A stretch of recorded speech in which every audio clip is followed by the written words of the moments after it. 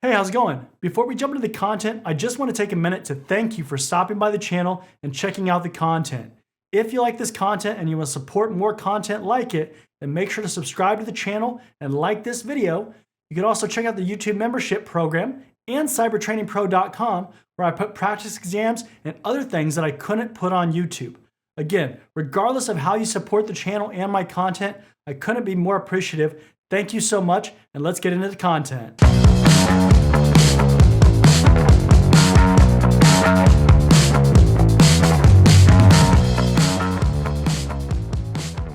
As you progress in your cybersecurity career, you'll see that we have a lot of frameworks for various situations.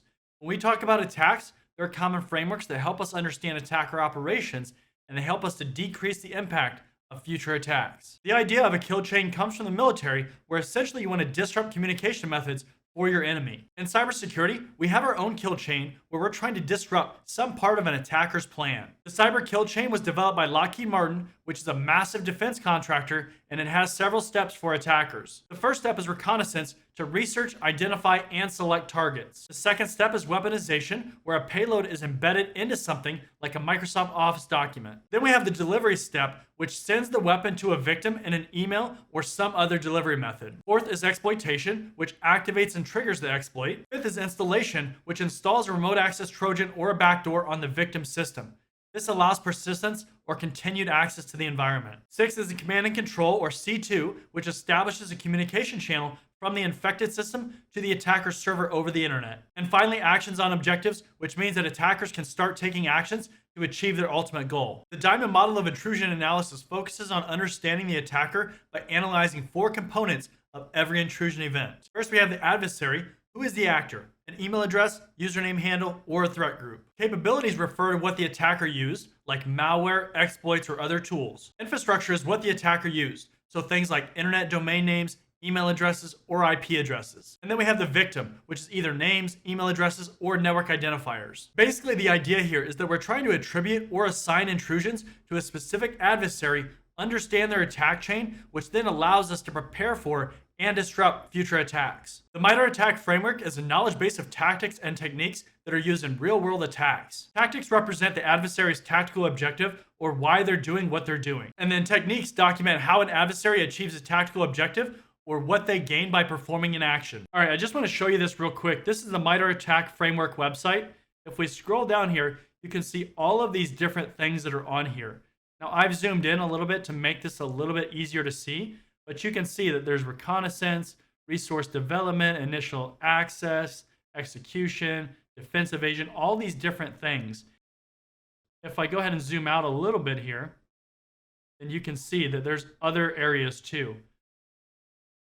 So I'm not going to go deep into this, but if I click one of these things like active scanning, you can see that there's even more information in here, including mitigations, ways to detect it, and a whole bunch of other information that is really useful. Let's talk about some of the common network and system attacks that you might see in your career. Denial of service attacks, or DOS attacks, are basically like they sound, in that the goal is to exhaust all the available resources on that system, which eventually leads to that system either slowing down to an unusable state or that system crashes. DOS attacks involve one attacker and one victim. Distributed denial of service attacks, or DDoS attacks, have the same goal as a regular denial of service attack, where they try to exhaust all the available resources, except DDoS attacks involve 2 or more computers attacking a single target. So think about this. If an attacker can compromise Internet of Things devices, the number of attacking computers could be in the millions. Both of these attacks can cause serious issues for companies by preventing regular operations. Imagine if you have a web server that's getting hammered with DOS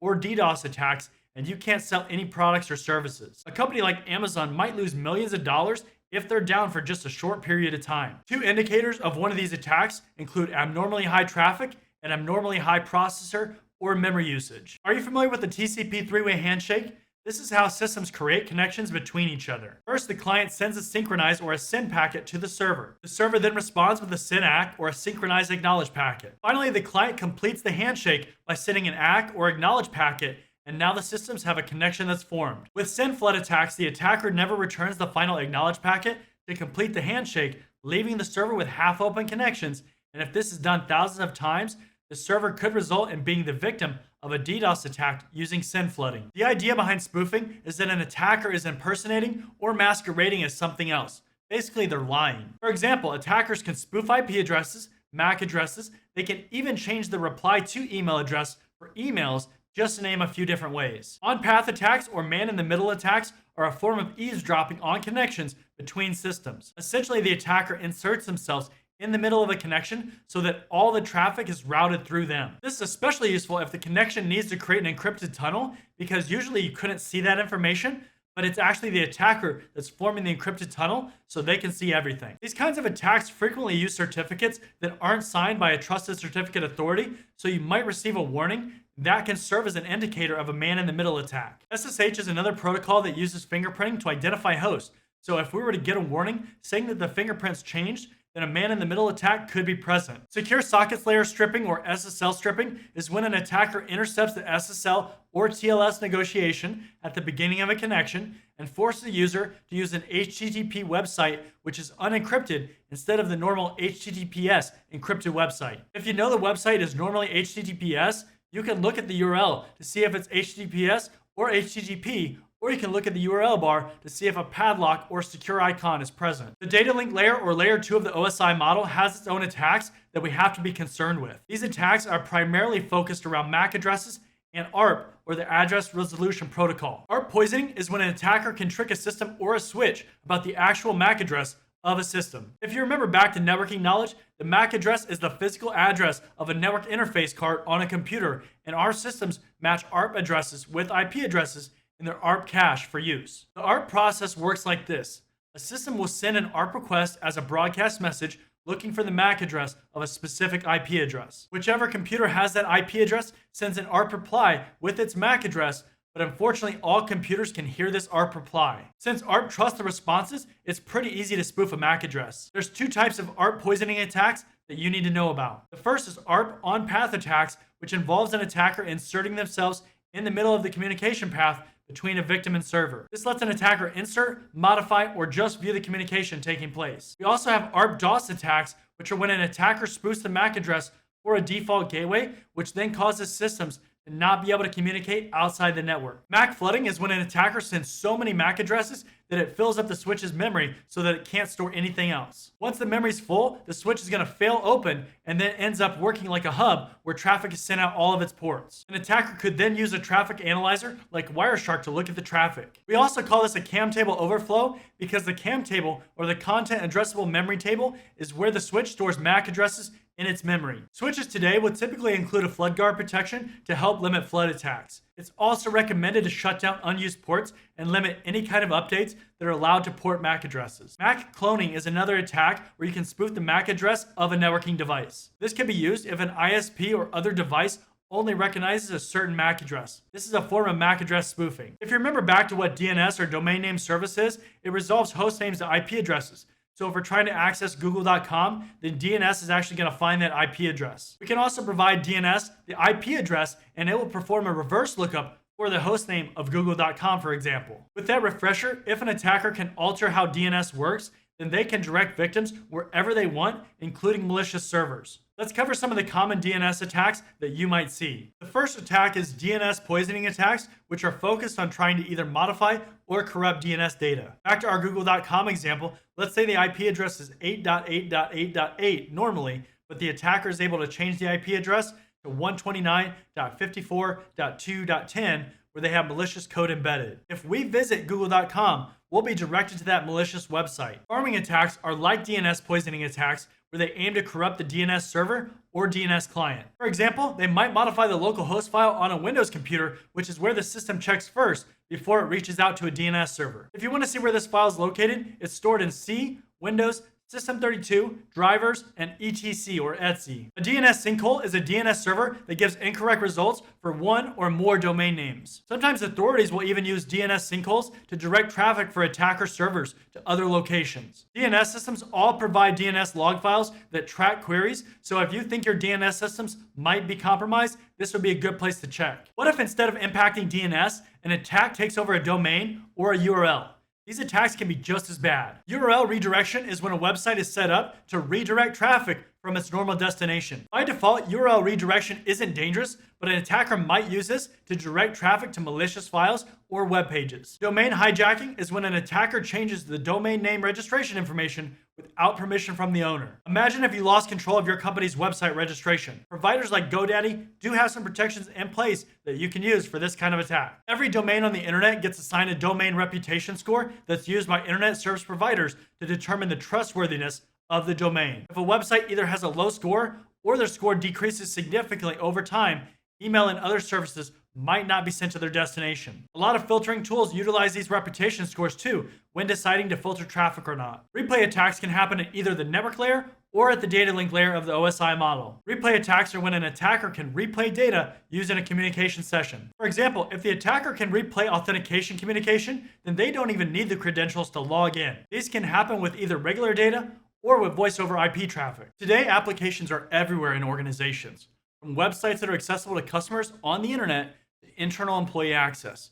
And security of these applications is extremely important. Although as security, we aren't likely to be coding or developing the applications, it's not uncommon for us to perform some kind of review or testing to make sure that security is included. The Open Web Application Security Project, or OWASP, is a nonprofit foundation that specifically focuses on software security. OWASP produces a testing guide that can help you identify vulnerabilities in your web applications. OWASP also has chapters all around the world where you can actually meet people in your community that are concerned with application security.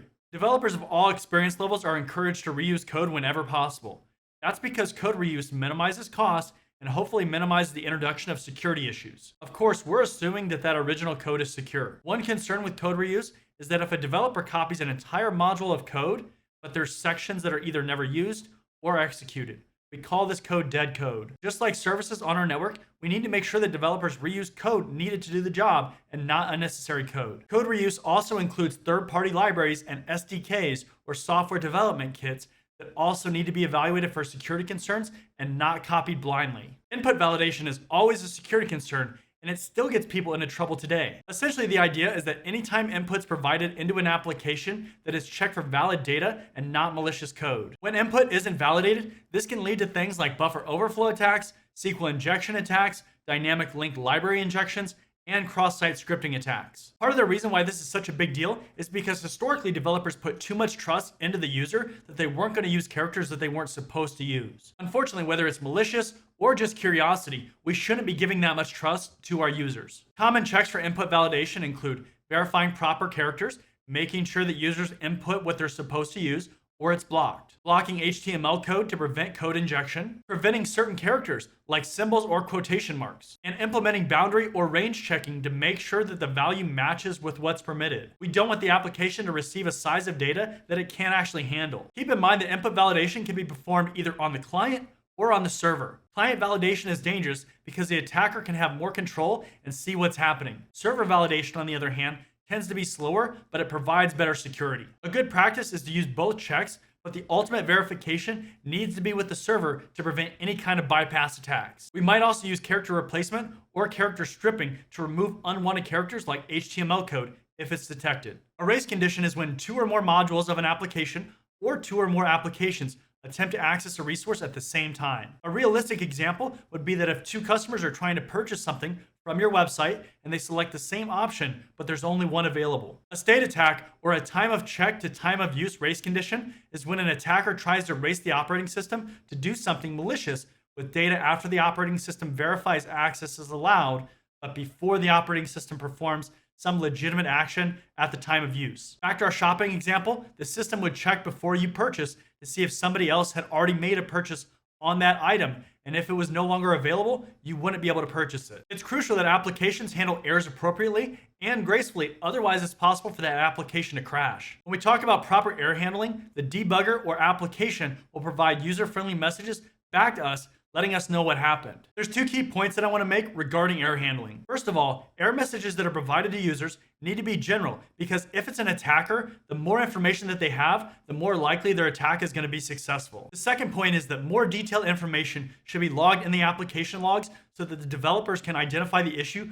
much easier and be able to resolve it. Code obfuscation or code camouflage is a technique that that takes code and attempts to make it more difficult to read throughout the program, like you see on the screen here. The problem is that even though this makes it more difficult for attackers, it also makes it more difficult for the developers, and it can lead to some issues down the road. Most security experts, myself included, reject this idea because it just adds unnecessary confusion and complexity to code development and maintenance. Automated software diversity tools are multi-compilers that create a binary executable that includes all the functions and modules of the code as if it's written in one language, but also as if it's written in other languages. The result is a level of randomness to the code, but it will also allow the code to achieve the same results on different computers. Depending on the size of your organization and your budget, you might actually have to outsource code development, which can introduce security concerns. Some vulnerabilities that you should be considerate of if you're outsourcing your code include make sure the code works as expected. Also, vulnerable code should be avoided from the application. Malicious code shouldn't obviously be included,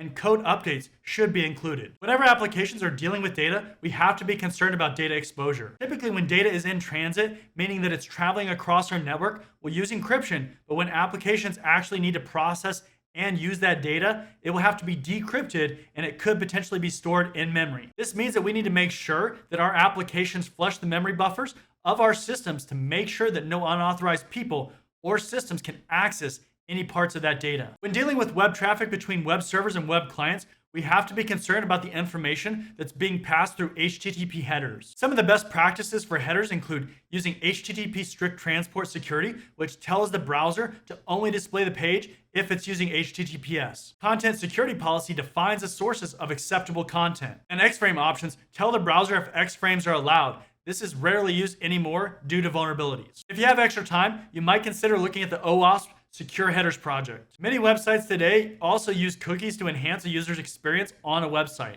Unfortunately, regular cookies can be read and intercepted by attackers, so something called a secure cookie has a secure attribute set that can only be transmitted over secure channels like HTTPS. Code signing is something that can be used on applications and software, and it'll identify the author is who it's supposed to be, and a hash verifying that the code hasn't been modified. This is very useful because you can verify that you're running legitimate software. It's not uncommon for development teams to have staff that specifically review code to make sure that there aren't any issues before it's launched. Some common methods include static code analysis or manual code review, which is where a developer will go through line by line of the source code and make sure that there isn't any issues included. Developers can also use automated tools to help assist in this process. We have dynamic code analysis, which is a process that checks the code when it's actually running. Fuzzing is a common method used for dynamic code analysis where unexpected characters or data is sent to that application to see how it reacts or if it's going to crash. And then sandboxing is when we create an isolated environment that's specifically created for testing. A benefit of sandboxing is that it can really put applications through substantial testing that we might not be able to do in other environments, like our production environment. Software version control allows us to track different versions of software as it's modified, so we can either roll back unauthorized changes, or if something potentially happens where we find a bug, then we can roll back to an earlier version and correct it. The great thing is that this type of control shows us the full chain of development as the software is created. An important concept when it comes to development is having different environments that we can promote code into as it's developed, tested, and approved. You can see on the screen here the different stages or environments that we might have. First, we have the development stage, which is an isolated development environment specifically used to create an application. The development stage is separated from our normal production environment. That way, any bugs that we find or introduce aren't brought into production. The test stage is where testers will actually go through the application and attempt to discover any bugs or errors that might exist. The test stage doesn't match our production environment fully, but it will have enough software and hardware to give us a good idea of how things are going to operate. The staging stage is where we have a simulated production environment that's very close to our real production environment, and it's used for late stage testing. This is our last chance to identify any kind of issue before we push to production. The production stage is when the application actually goes live as the final product. And then quality assurance, or QA, isn't really a stage, but it's an ongoing process that we use throughout the lifetime of the project, from the development stage and after it's deployed. One thing that we have to ensure is that applications are provisioned to the appropriate systems and then deprovisioned with all the data and code removed if that application gets removed. Code integrity measures the quality of code based on how extensively and how effectively the code was tested throughout the development lifecycle. And applications should all generate logs based on activity and their overall operation. With regards to cybersecurity, these logs can reveal a lot about what attackers are trying to do with our applications. With regards to software automation and DevOps, you should be seeking to implement these operations in your code development process. Automated courses of action will trigger checks anytime that there's a change to make sure that nothing breaks. Continuous monitoring automatically monitors code changes to detect compliance issues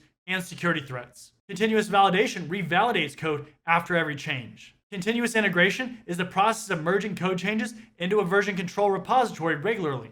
This way, updates are constantly included. Continuous delivery is where code changes are released automatically to a testing or staging environment. The code is then tested and requires an approval to push it into production. And then continuous deployment automatically deploys code changes to the production environment. Code is still checked, but it doesn't require manual approval. It's crucial that you know about databases and how to secure them because many applications store and access data in a database. Many attacks that we see in cybersecurity, especially when dealing with web applications, involve a database. Typically, the databases are going to use something called SQL or SQL, which stands for Structured Query Language, to read, insert, update, and delete data. When you think about a database, I want you to think of an Excel spreadsheet file because they're very similar, where we have different sheets, which we call tables, and each table has rows and columns, and then each cell is called a field. The overall structure of the database and how things are related is called the database schema. Normalization is another really important concept when it comes to databases. Normalization with databases basically means to organize the tables and columns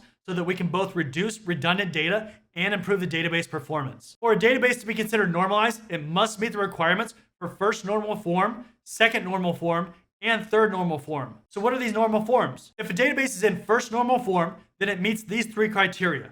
First of all, each row within a table is unique and identified with a primary key. The primary key is the key that the other tables are going to use if they want to have a relationship with that table. For example, vendor ID. The second criteria is that related data is contained in a separate table. For example, if we were tracking software products, we wouldn't want to enter the vendor information every time, so we would reference the vendor table instead. And the third criteria is that none of the columns include repeating groups. This means if we had a first name column and a last name column, we wouldn't then create a full name column to combine the values. Second normal form applies to tables that have a composite primary key where two or more columns make up the full primary key. For example, if we had a software table with a software ID column and a vendor table with a vendor ID column and use both of those to make the primary key. There's a few criteria for second normal form. First, to be this form, it must be first normal form. And second, non-primary key attributes are completely depending on the composite primary key. The criteria includes that it has to be a second normal form database, and all columns that aren't primary keys are only dependent on the primary key. They don't rely on any non-primary key attributes. SQL queries are at the heart of how applications interact with databases. The main idea is that the query uses an action, for example, select would read values. Which values do you want? In this example, an asterisk would select all the values in that row.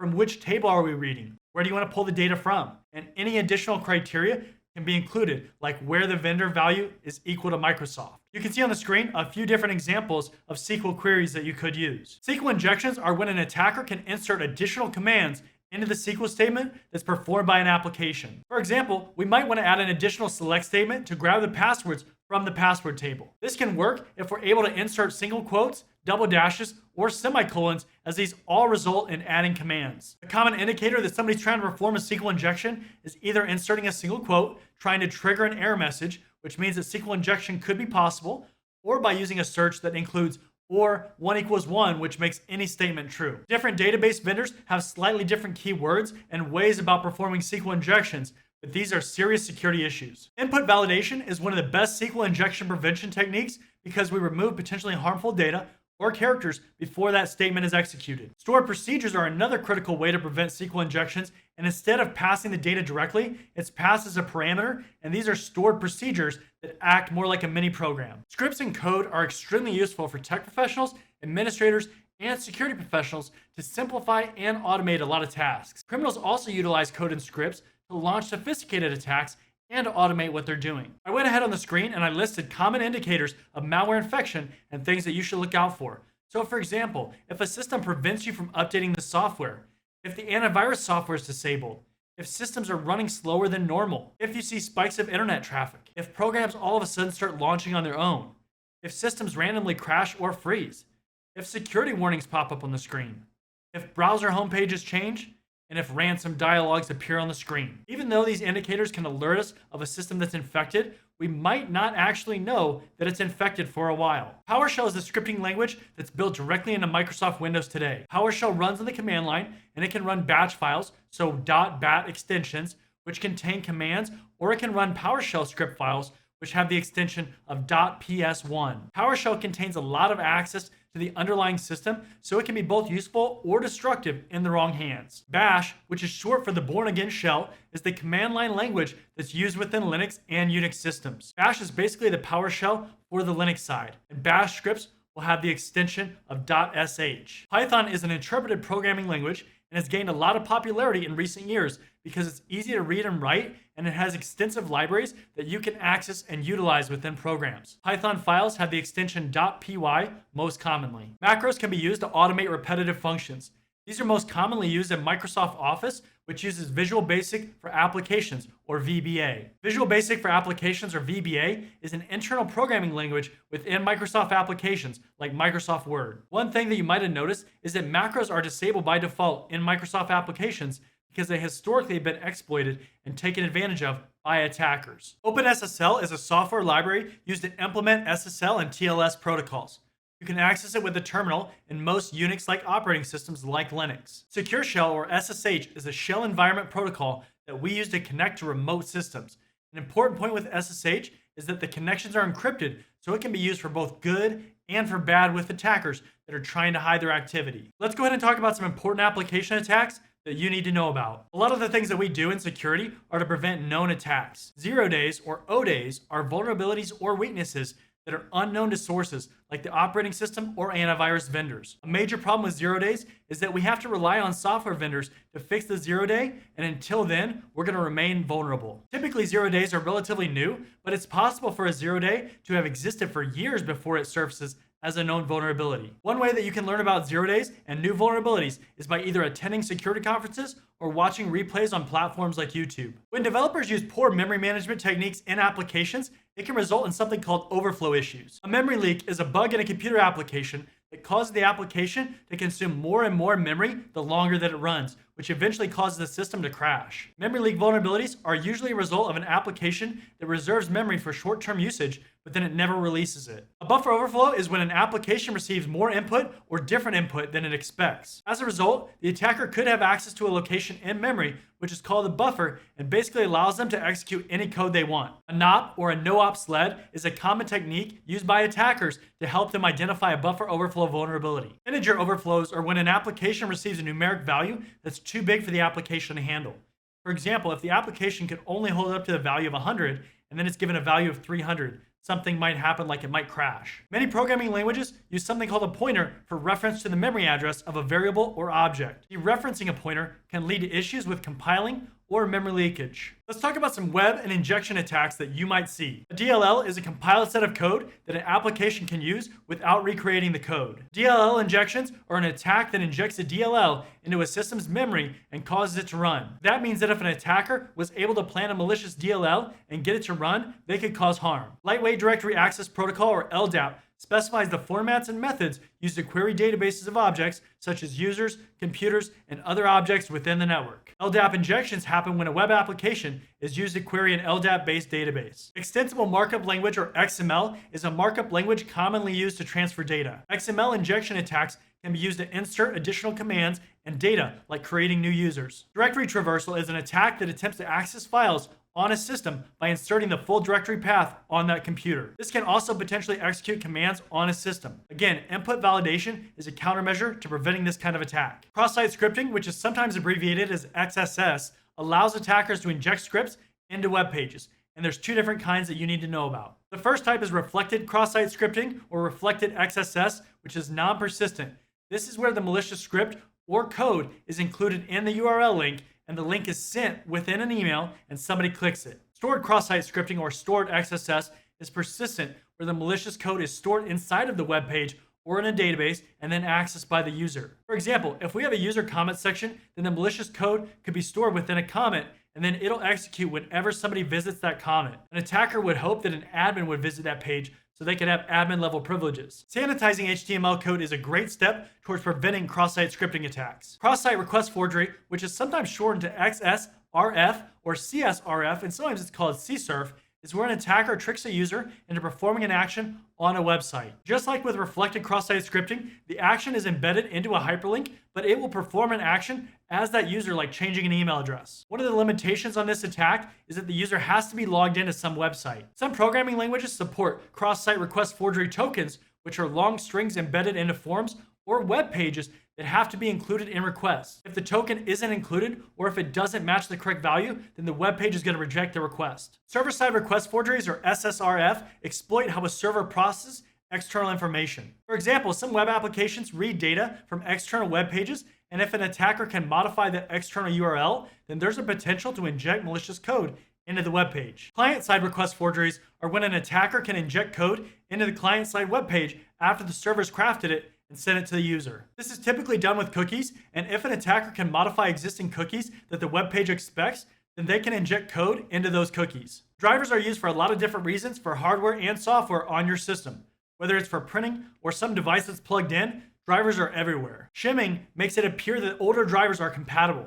Basically, it uses additional code, and when an application attempts to call the older driver, the call is intercepted and the shim code is run instead. Refactoring code is the process of rewriting the code's internal processing without changing the external behavior. This can be used to correct problems related to software design. Manipulating drivers requires a strong programming skill set, so this is going to be a more advanced attack. Two terms that have grown a lot in popularity are artificial intelligence, AI, and machine learning, ML. Artificial intelligence is intelligence that machines can demonstrate. Machine learning is the ability for a system to improve its capabilities with experience over time. The big difference is that artificial intelligence starts by using machine learning, but then it eventually expands and learns beyond the knowledge from machine learning. In cybersecurity, our tools can both utilize artificial intelligence and machine learning by first creating a baseline, for example, in network activity, and then begin to learn as new attacks evolve. Attacks try to prevent our systems from learning by providing large amounts of bogus data that makes it much more difficult for the system to make sense of it. Despite the fact that passwords are a fairly vulnerable area for attacks,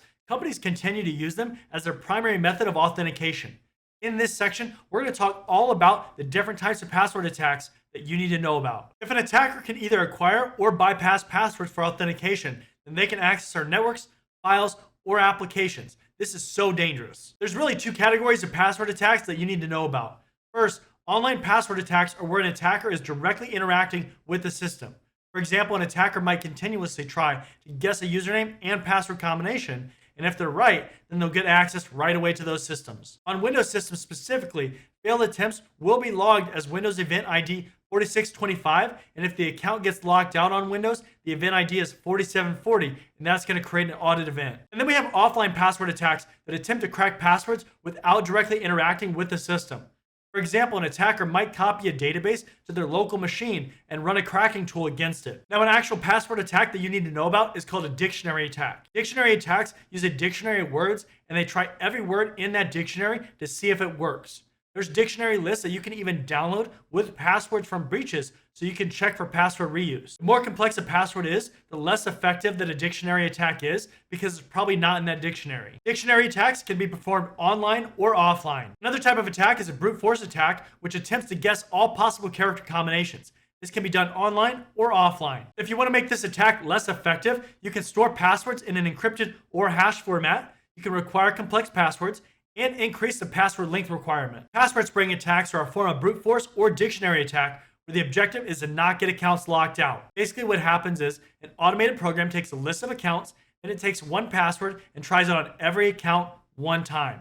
Then the program picks another password and it tries it on every account again one time. One of the key things to know is that unlike normal brute force or dictionary attacks, account lockout settings don't really work here. The reason is that the automated program can take a while to cycle through those accounts and potentially not come back to that same account until after the failed logon counter resets. With this type of attack, you're definitely going to see failed logon events in your audit logs. Pass the hash attacks are when an attacker finds the hash of a user's password and then uses it to log into a system as that user. Anytime a password hash is passed in an unencrypted format for authentication, it can be taken. Microsoft Windows has well-known vulnerabilities in older security protocols, Microsoft LAN Manager, LM, and NT LAN Manager, NTLM, but it's also worked on the new protocol Kerberos. Basically, once an attacker has administrative level privileges on a system, they can access where the hashes are stored. This could be the Security Accounts Manager or the SAM database, the Local Security Authority subsystem, the LSAS process, the Credential Manager or the CredMan store,